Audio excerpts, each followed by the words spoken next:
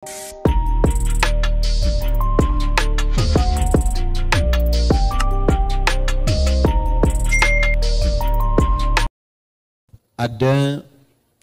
4 jenis di dalam Al-Quran yang menunjuk pada keadaan manusia secara umum berdasarkan kebahagiaan dan kesuksesan hidupnya.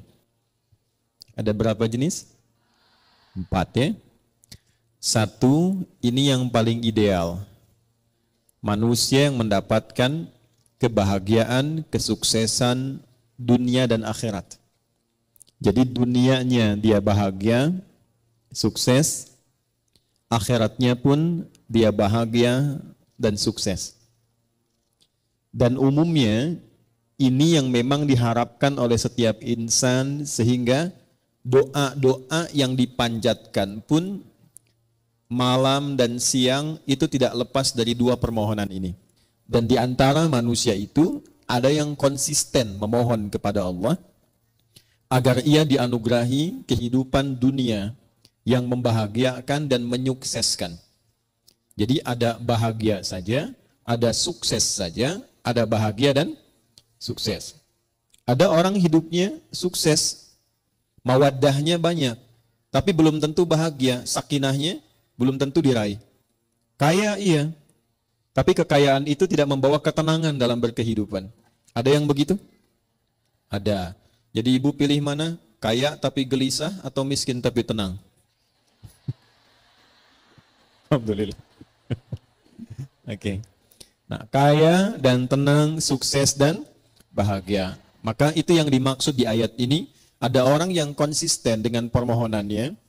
Dia memohon kepada Allah Subhanahu wa Ta'ala agar hidupnya di dunia itu bisa tenang dan sukses, bahagia dan sukses, serta kesuksesan dan kebahagiaan ini bisa dibawa lestari sampai pulang ke akhirat. Ya, tidak cukup dengan amin, kita lihat dulu ya. Nah, yang kedua, nanti kita pelan-pelan lihat rumusnya. Alhamdulillah.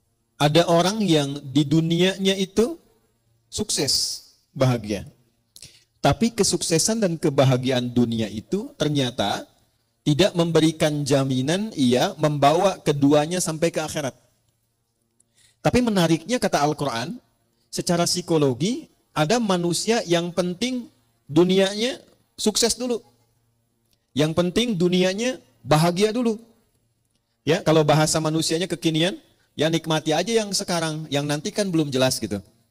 Ada yang begitu? Itu pasti akan ditemukan karena golongan ini pun diisyaratkan di Al-Quran, dan di antara manusia ada yang hidupnya memang diliputi oleh harapan dunia saja. Hasanahnya nggak disebutkan. Ini kuncinya nanti. Dan dia tidak punya orientasi akhirat. Yang penting kerja, nikmati. Dapat rumah yang megah, nikmati. Kendaraan yang mewah, nikmati. Bisa jalan-jalan, senang. Urusan sholat, ya nanti.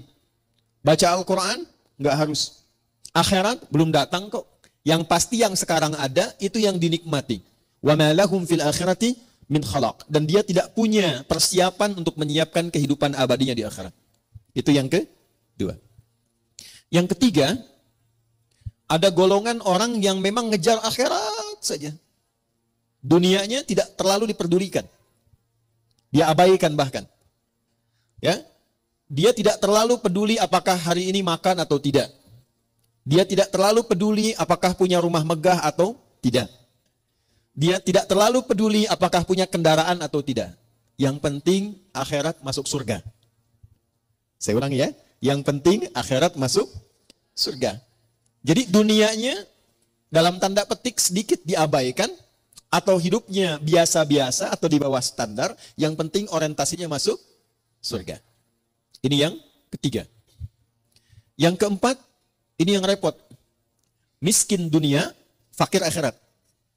Jadi dunia sudah nggak dapat, tiap hari pekerjaan tidak jelas, kata-kata tidak terukur, tindakan tidak teratur, perbuatan kadang-kadang juga mohon maaf, banyak buruknya.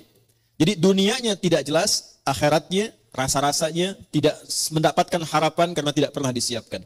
Maka yang keempat ini kategori miskin dunia, fakir akhirat. Nah, di antara yang keempat ini, 4 bagian ini, kita mesti pastikan setiap hari setidaknya kita berusaha untuk mencapai golongan yang pertama. Dan adilnya Allah, itu dibuka kesempatan yang demikian untuk seluruh hambanya tanpa kecuali. Jadi ibu tidak harus berpikir, jadi ustadzah kah? Ya, atau suaminya jadi kiai kah? Jadi pejabat kah? Jadi hartawan kah? Semua sepanjang kita menjadi bagian dari hamba Allah, maka terbuka untuk mendapatkan bagian golongan yang pertama. Wa minhum may yaqulu rabbana atina fid dunya. Nah, itu kuncinya. Sepanjang kita, saya, Anda, kita semua memegang satu kunci ini, maka janji Allah itu pasti ditepati dan disampaikan dalam Al-Quran, itu akan dibimbing untuk mendapatkan 2 hal yang diharapkan tadi. Kuncinya cuma satu, yaitu hasanah. Hasanah ini bukan nama ya Bu ya. Jadi kalaupun ibu punya nama hasanah pagi ini, tapi kalau prakteknya tidak diamalkan, itu belum tentu bisa meraihnya.